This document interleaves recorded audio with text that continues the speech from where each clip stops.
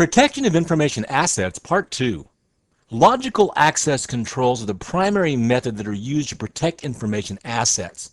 They're the direct result of management-driven security policies and procedures designed to safeguard assets and reduce organizational risk to acceptable levels.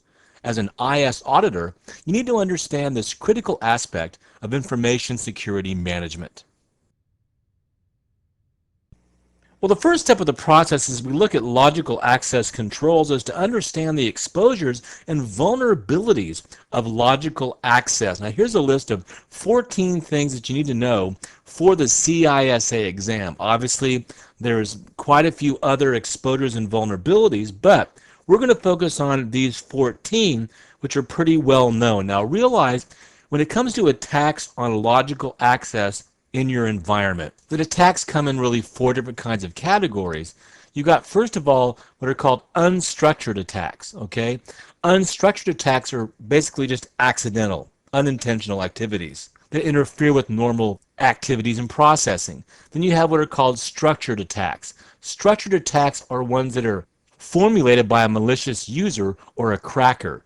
Then you have what are called internal attacks, which originate from inside your organization, and of course, external attacks, which originate from the outside of your organization. So your attacks can be different combinations of either unstructured internal, for an example, an employee who accidentally breaks the security policy, or it could be a structured external attack, a cracker trying to get through a firewall or a perimeter router to inject a virus or a logic bomb, for example, into your organization. So we want to understand that first delineation of these first 4 types of attacks. Then we want to look at these different vulnerabilities. Now, I put these in alphabetical order, so there's no real kind of rhyme or reason as far as the order of these. The first one is actually a very specific and very highly technical type of exposure.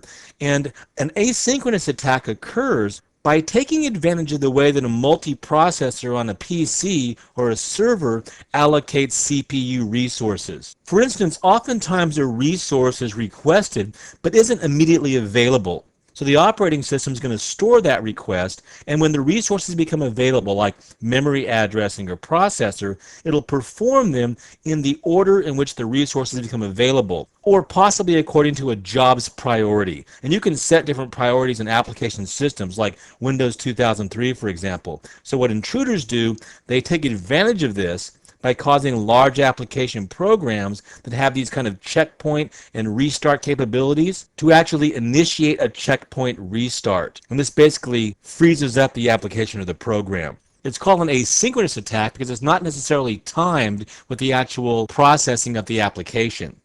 Another attack is called a computer shutdown attack, and possibly you've run into these on your own PC system, where you've got terminal connections or PCs that are online or in dial-up connections, and typically only the administrator should be able to initiate the shutdown process. But some systems have been shown to be vulnerable to shutting themselves down when certain things occur, like overload in memory or overload in processor. So basically, malicious users take advantage of the logical access controls that can actually shut down a computer system, like a laptop, for example. Another logical exposure is data leakage, and this is basically when information or data leaks out of a computer or is siphoned off by a malicious user.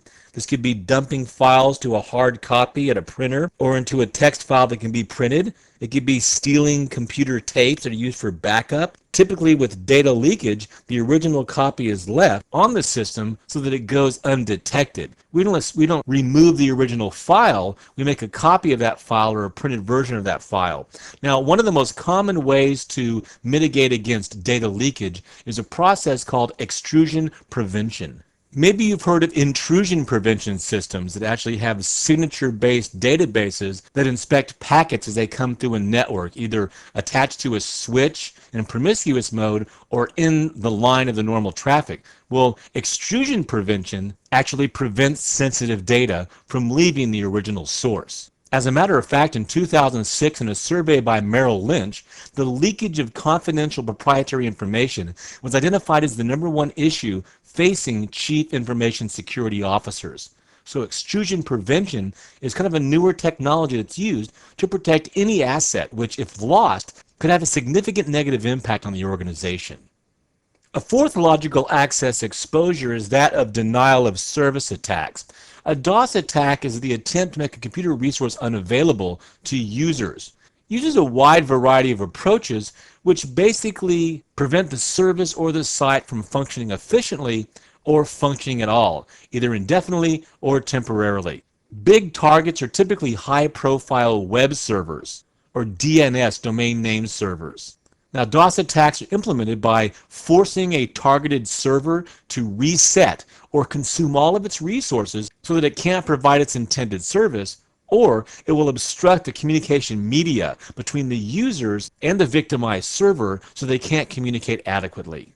The categories of these DOS attacks are just too many to mention. You've got SYN floods, ICMP floods, UDP floods, teardrop attacks, peer-to-peer attacks, nukes, distributed DOS attacks, the list goes on and on. A logic bomb is simply a chunk of code that gets placed into a software system or an application that's going to instigate some malicious activity whenever certain conditions are met. For example, a cracker might put a piece of code that starts deleting files, like in the HR salary database or the benefits database, whenever the employee leaves the company. We're going to talk about viruses and worms here in a second. They may also contain logic bombs that are going to set off a certain payload at a predetermined time or whenever some condition is met in the system, like April Fool's Day, for example. Piggybacking is an interesting concept. It has a couple of different definitions. It could be simply the act of following an authorized person through a secure door without being seen. This is typically done in movies. Or you could electronically attach to an authorized telecommunication link, for example, to the internet, to intercept and alter transmissions. This is also done quite a bit in wireless internet connections, when you bring your own computer into the range of another wireless connection without the subscriber's permission or knowledge. It's very common for somebody who has a laptop with a pretty powerful antenna to pull up in front of somebody's house and just use their wireless connectivity for the internet. Have you ever seen the movie Office Space? I think it's pretty hilarious. It's kind of a 1999 cult comedy film by Mike Judge, the guy who did Beavis and Butthead and King of the Hill. And it's just basically a satirization of the life in a typical software company during the late 90s. And basically what these three guys do to get back at their company for massive layoffs is to infect the accounting system with a computer virus. And this is also known as a salami attack, and I kind of left the A out here. A salami attack. It's kind of a combination of a salami attack and rounding down. Rounding down is basically when you draw off small amounts of money from a computerized transaction or an account, and then you take off you round it down and then take off whatever's left over and you put it into your own checking account, your own savings account. And since it's so small, it typically goes unnoticed. This is also referred to as a salami technique. So really rounding down and salami attacks are kind of the same thing. And what's funny about this movie, if you haven't seen it, you should check it out. They actually use this attempt, this salami attack, this rounding down method. Fortunately, the company is set on fire, well, I guess not fortunately, by some other disgruntled employee, and all of the evidence gets burned down, including their briefcase full of unsigned traveler's checks as well. Here's a quick sound clip of the disgruntled employee who ultimately burns down the office building. Mr. Lumberg told me to talk to payroll, and then payroll told me to talk to Mr. Lumberg, and I still haven't received my paycheck, and he took my stapler. And he never brought it back, and then they moved my desk to storage room B. Next we have a trap door, and a trap door is really kind of a programming phenomenon. It's an exit point that's built into a component of authorized operating system code where specific logic can be inserted, like a program interrupt, for example, that inspects data during the processing process. Now a trapdoor can be there because of for testing reasons, for testing the code, or for maintaining the code. Sometimes the programmer will insert the trapdoor to bypass the operating system's integrity for debugging or for later maintenance or system improvements. The problem is this can be a flaw if a hacker or a cracker or a malicious user finds out about this trapdoor. A Trojan horse is kind of like a virus in the sense that it contains malicious code or installs malicious code, which is a payload or a Trojan, under the auspices that it's actually some other harmless program. Many times it's disguised by a little utility or a tool or a game. One type of Trojan horse will actually insert malicious code that executes when the program is being used. Other types are standalone programs that masquerade themselves as something else. Now, Trojan horse programs can't operate on their own, like viruses or worms. They depend upon the action of the intended victim. For example, the logic bomb that I talked about earlier is a type of Trojan horse program. Another type of Trojan horse program is what we call the backdoor. A backdoor is actually a way of bypassing the typical authentication method and getting secure remote access to a computer while remaining hidden to casual inspection from the user or the administrator. A backdoor could be a Trojan like back orifice, or it could be a modification of a legitimate program. Another area of logical access exposure is a virus. And to many, a virus is any form of self-replicating malware. The bottom line is a virus can copy itself and infect computers without having permission or knowledge from the user of that computer. One differentiation of a virus is that it only spread from one computer to another when its host is taken to the uninfected computer. So like over a network medium, a USB drive, a CD, or a floppy disk. Viruses can also spread to the computers by infecting the files on network file systems or file shares. Viruses are often confused with the computer worm and Trojan horses that we just talked about, but one thing about worms that makes them different, the worm is a malware that can spread itself to other computers without needing to be transferred as part of a host. A Trojan horse is a file that looks harmless until it's executed. War driving is the process of seeking out Wi-Fi networks by driving around in a vehicle with Wi-Fi equipped computer, typically a laptop or a PDA, and often with an external antenna. War drivers will also use GPS devices to measure the location of the network and then log it on a website. This allows malicious users to get access to unsecure wireless networks. If you don't have a car, you can do war walking or war biking. Now, don't confuse war driving with piggybacking that I mentioned earlier. A war driver is only going to go out and log and collect information, perhaps with a program like AeroPeek, Kismet, or NetStumbler, from wireless access points while they're driving. Piggybacking, however, is connecting to a network without having explicit authorization. The war driving software that you're using actually takes control of the wireless radio, so it's actually pretty difficult, if not impossible, to war drive and piggyback on somebody's wireless access point at the same time. And technically speaking, war driving is not illegal. However, piggybacking, that could be a different story. As a matter of fact, wireless security is one of my specialties, as I'm a certified wireless network administrator and certified wireless security professional. And this is my war driving outfit. I get my laptop, which is battery powered. I get my Avaya 11B network card and my external antenna, which goes on the roof. And I can go outside with the right software and do some war driving. And here I am, ready to drive the neighborhoods. War driving Mike, that's what they call me. Here's an example of somebody that's marked a building. This is called war chalking, where they go and they actually put a symbol and the name of the SSID that's being used by the wireless device in this building. In this case, it's Linksys.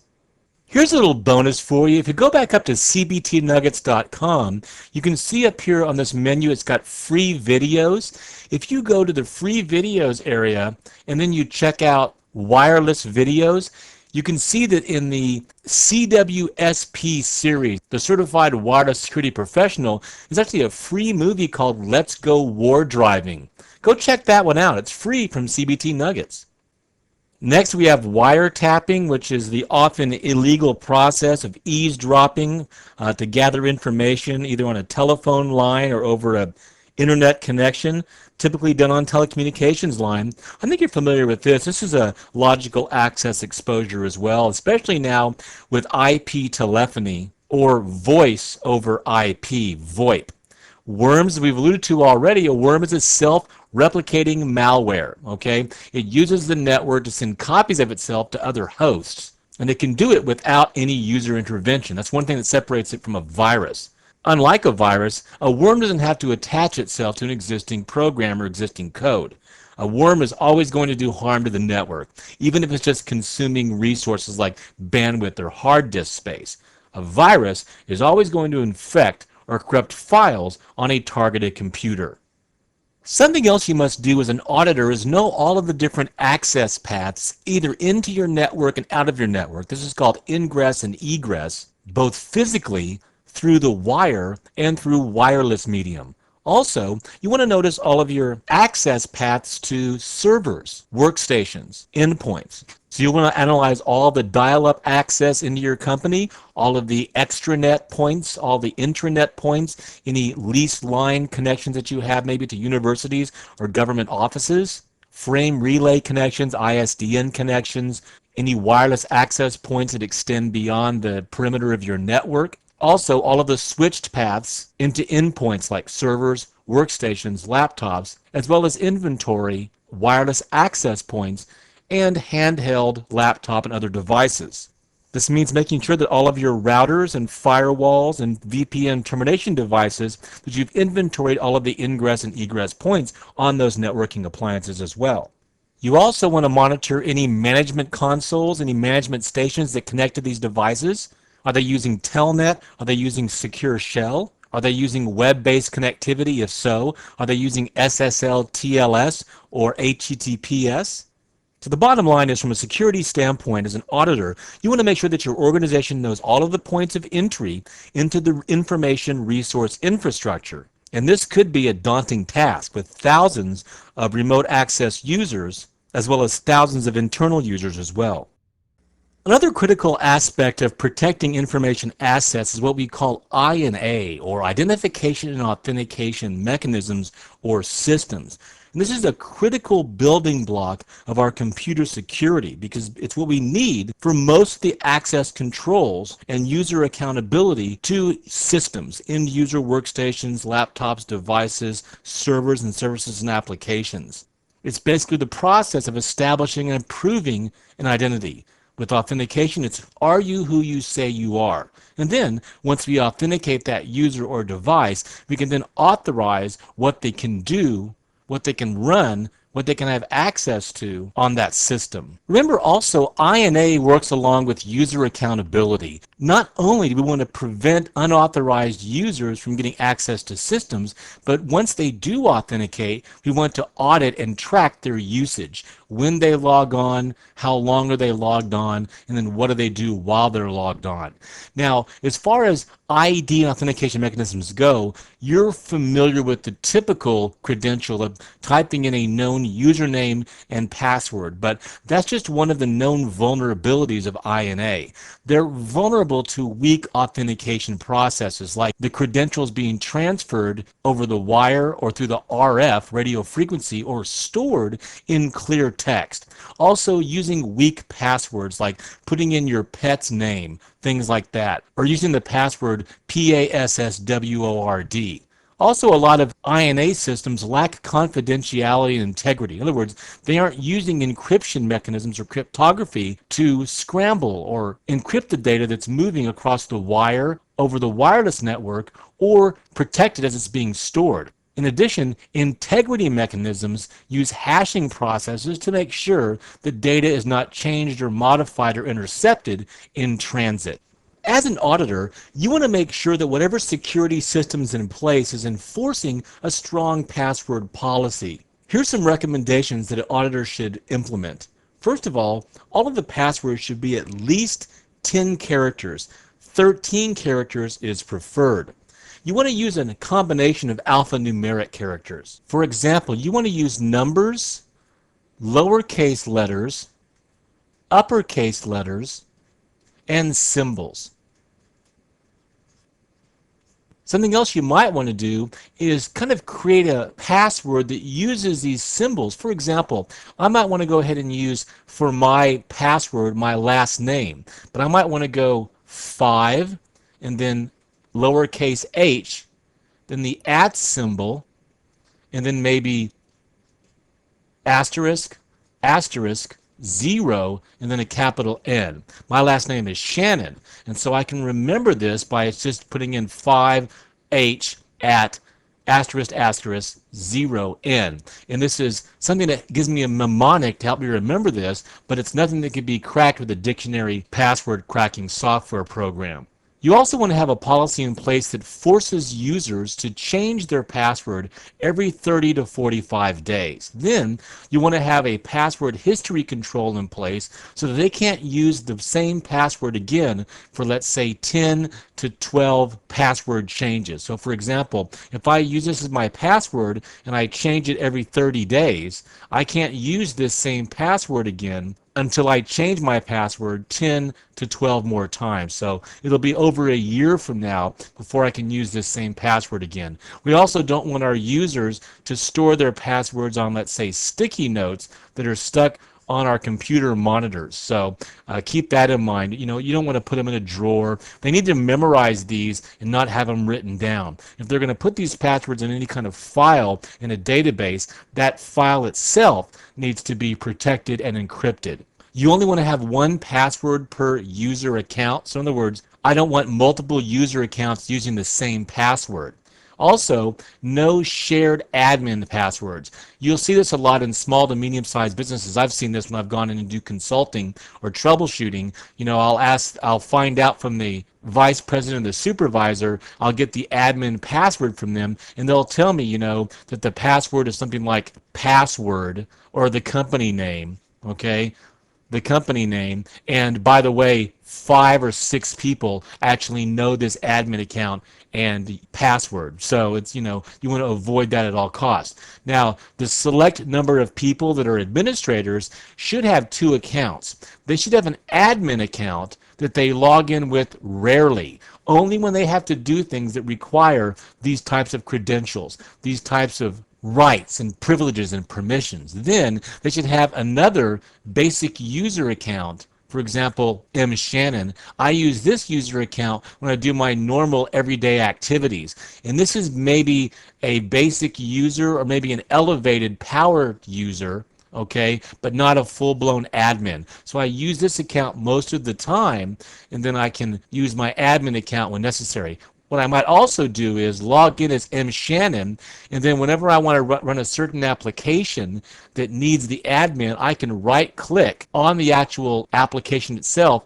and do what's called a run as, which allows me to say, you know what, I'm going to now, in this session, I'm going to run as admin, put in my admin username and credentials, and then run that program for that session as an administrator. Once I close down that program, I'm back in the M. Shannon credentials. Now, the preferred system is to use a multi-factor authentication. We're probably simply used to a single-factor authentication, which is basically something you know, which is a username and password.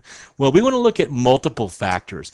What do you know, something you have, and possibly something you are. So we're looking at double and triple factor authentication, combining something you know with something that you have or something that you are. Now, a prime example of dual factor authentication is when you use, let's say, your ATM card, and you go and you put it in the machine, which is something you have, has a stripe on it, you swipe it or put it into the machine, and it swipes the information. It may have its own built-in circuitry on the card, and you're going to know a PIN number, either 4, 6, 8 digits. You type in the PIN number, so it's something you know. So that's dual factor authentication. Well, the something that you have can be something beyond just a ATM card. Let me show you an example of many different types of new smart cards and tokens that are being used out there for dual factor authentication.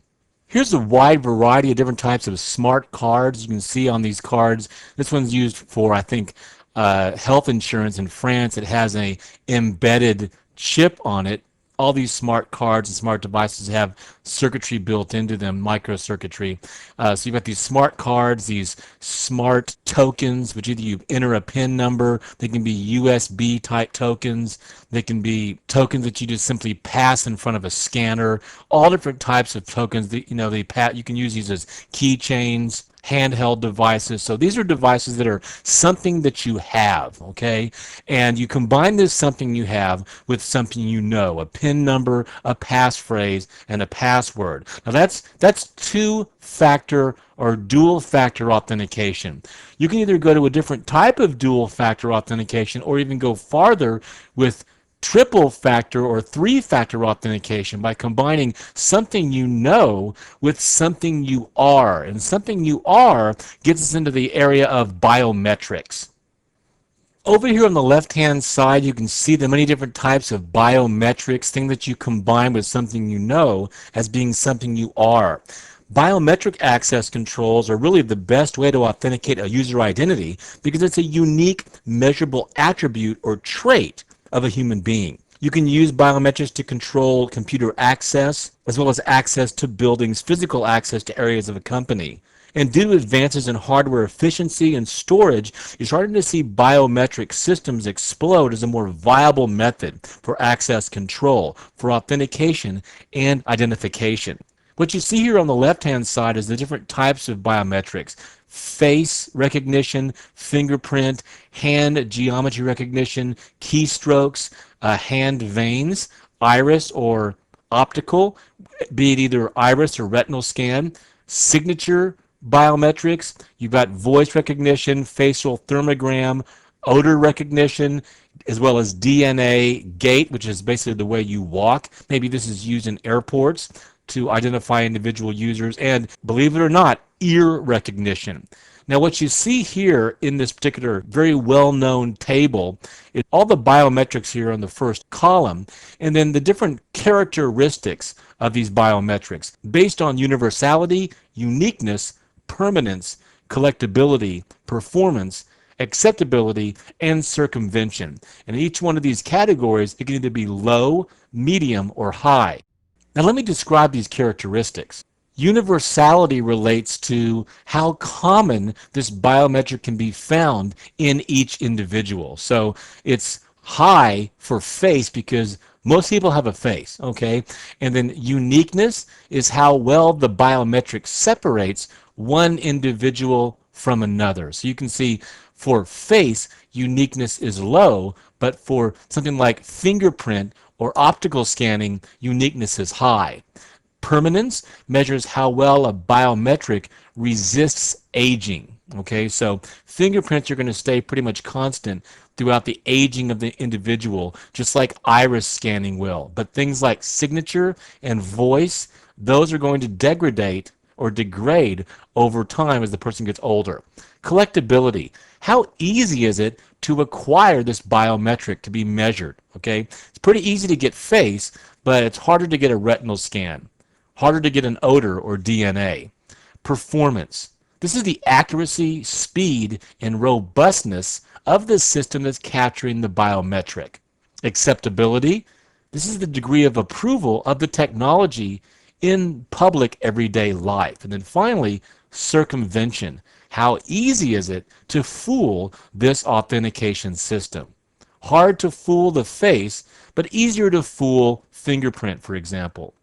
Finally, another very popular identification authentication mechanism is what we call single sign-on. For example, Microsoft Windows 2000 or 2003 based on Active Directory using Kerberos, the Kerberos protocol. In other words, you sign on one time to a system, and then you have access. You're authenticated and authorized as you use different applications, different services, as you access different devices and servers throughout the session. Single sign-on. This is used to basically authenticate once and gain access to resources of multiple software systems. There's a ton of free and commercial SSO solutions out there. I mentioned Kerberos is a very popular one. It's a ticket-based method. It's used in client-server applications like Windows, Unix. It's also used in mainframe platforms. Single sign-on is a huge benefit to a homogeneous IT infrastructure, okay? Because you have that one single entity authentication scheme that allows you to get access to all the services, databases, and systems and applications. Now, there are some pros and cons, okay? The advantages to SSO is that You don't have to have multiple passwords, okay? You just have to have that one strong password memorized. It also improves the admin's ability to manage user accounts and authorization to all the associated systems. It reduces overhead for the administrator and having to reset forgotten passwords on different platforms, different applications, different services and servers, and it reduces the time it takes for a user to log on to multiple applications and multiple platforms. Disadvantages, however, is that it's a little bit more difficult because it doesn't support all the major operating system environments. You may have to have several different solutions in a heterogeneous environment. Also, it can be costly when you look at interface development and maintenance. Also, that centralized nature of SSO, like Kerberos, for example, gives us the possibility of a single point of failure. In other words, the Kerberos server and total compromise of your organization's informational assets with that single point of failure. Now, we've established what identity and authentication is. Are you who you say you are? Are you an authentic device, an authentic user?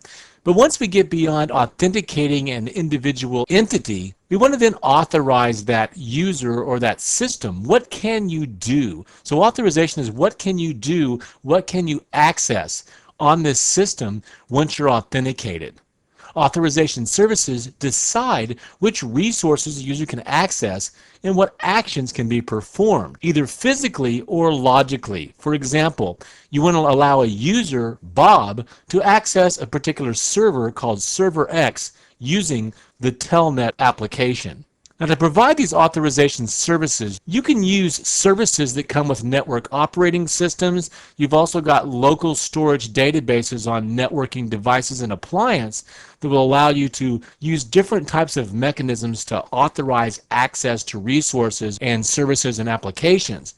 But a very common implementation is to use protocols that are specifically designed for transferring and transmitting authenticated security credentials information. And that would be the Radius protocol and the TACACS Plus, TACACS Plus protocol. These are very popular security protocols that are used for identity authentication, for authorization, and for accounting. Now, the thing about Radius is Radius combines all three of these services, authentication, authorization, and accounting, into one kind of AAA solution. With TACACS Plus, you can modularize or divide these up. You could use, let's say, a particular device like a router or a network access server like a Windows 2000 routing a remote access server to do your authentication. Then that particular device could talk to a AAA server using the TACACS or the TACACS Plus protocol. So TACACS allows you to kind of divide up these different services.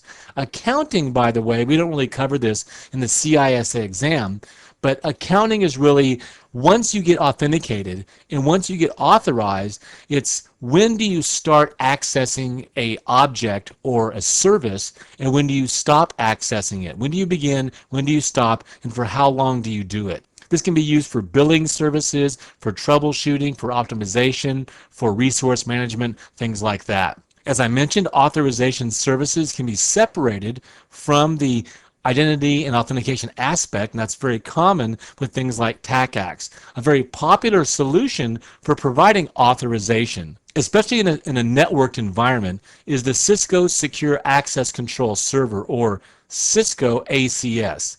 It runs on Windows and it runs on Unix as well. As a CISA auditor, you want to make sure that your organization or your client or your customer has a AAA solution in place.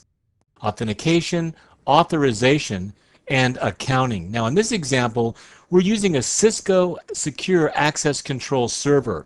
And we'll say this is running on Windows 2000 or Windows 2003. And the great thing about this solution is that this can leverage the Active Directory that's used in Windows 2000 and 2003, so that when you add a user to your organization Active Directory, it automatically registers that user in the database of the Cisco Secure ACS. Then as users get access either from the outside of your network over the internet into your organization or inside your organization from a workstation, let's say through a router, you can authenticate that individual user based on whatever credentials you're using, passwords, one-time passwords, S-key, smart tokens, smart cards, biometrics, and then you can authorize that individual user based on the database entries to give them access inside your organization, or for outside users, you can authorize their access, let's say, to maybe some servers you have here in a DMZ that connects to your firewall. You got your web servers, your DNS servers, FTP servers, application servers. Now, another solution that you can use with this AAA service is implement what's called 802.1x. And this is a solution that allows you to authenticate devices and users. And the great thing is this works on top of 802.3 wired Ethernet and 802.11 wireless local area network. So you can have this solution in place where you'll use your AAA servers here as kind of a back-end database.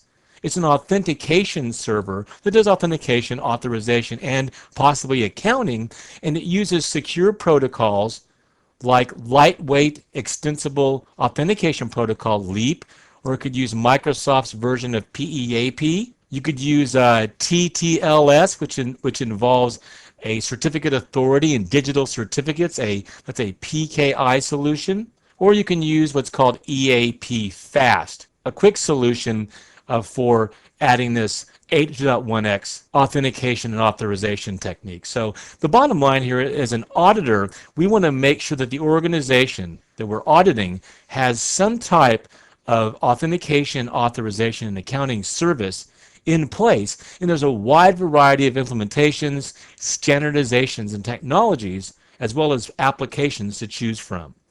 Finally, we have to make sure that management has defined and implemented some mechanisms for preventing access to or losing sensitive data and softwares that comes from computer systems, off of disks, and other stored equipment or media. So it needs to be stored, disposed of, and transferred properly. And this should be done for backup files and databases that are stored on magnetic tapes or on CDs. This should be stored in a secure location to protect integrity and confidentiality of the information. A lot of research and commercial institutions use data banks. Make sure you have physical security to those data banks, like long-term storage computers or optical disk systems. If you have media that's holding confidential information, make sure you dispose of that media properly. Erase sensitive information, delete data, do secure wiping of disk drives, make sure that you completely destroy CDs or floppy disks or old computers and old disk drives. Remember, if it's highly confidential information, just wiping the media may not be enough. Don't forget, RAM memory may hold information, and just reformatting a disk drive doesn't remove the data. You also want to manage equipment that you send to off-site maintenance, computers, PDAs, miniature hard drives, flash drives, all these things. Make sure that if you have to adhere to some type of federal mandate like HIPAA or SARBOX, that you're applying policies and procedures based on the standards for sensitive, critical, and confidential information. In Protective Information Assets Part 2, we looked further at logical access controls. We talked about vulnerabilities to logical access paths, ingress and egress into the organization, out of the organization, identification and authentication mechanisms, talked about authorization, how it applies to AAA services, gave you some examples there from real world, and then finally, the importance of storage, retrieval, transport, and disposal. I hope this CBT nugget's been informative for you. I want to thank you for viewing. We'll see you in Part 3.